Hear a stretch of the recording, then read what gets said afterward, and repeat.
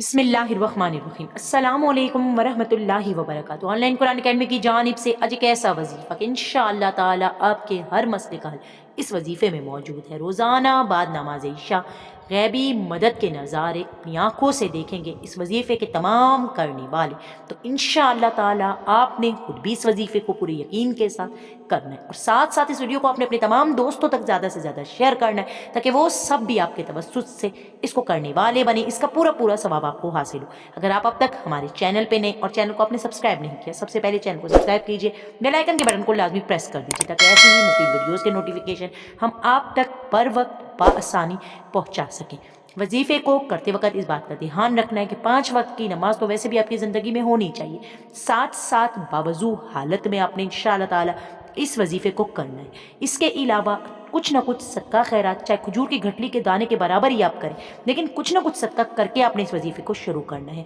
मैं ये नहीं कहती कि बहुत ज़्यादा आपने सदका करना है, क्योंकि इस हदीस को जहन में रखा कीजिए कि अल्लाह ताला खजूर की गुठली के दाने के बराबर भी सदक़े की परवरिश फरमाते हैं। लेकिन जब आप कुछ ना कुछ सदका कर देते हैं तो अल्लाह की ख़ास मदद आपके साथ शामिल हाल होती है। तो इसलिए कोई ऐसा काम जो हल होता नज़र नहीं आ रहा।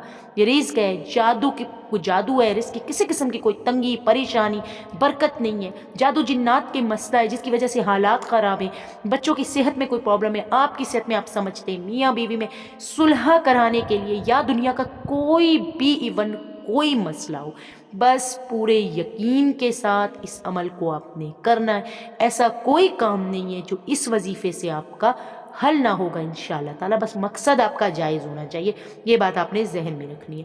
अमल को अच्छे तरीके से देख लीजिए, पढ़ लीजिए मेरे साथ और समझ लीजिए।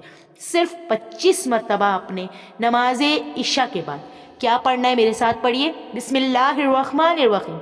उनसुरना फ़इन्नका खैरुन नासिरीन, उनसुरना फ़इन्नका खैरुन नासिरीन, उनसुरना फ़इन्नका खैरुन नासिरीन।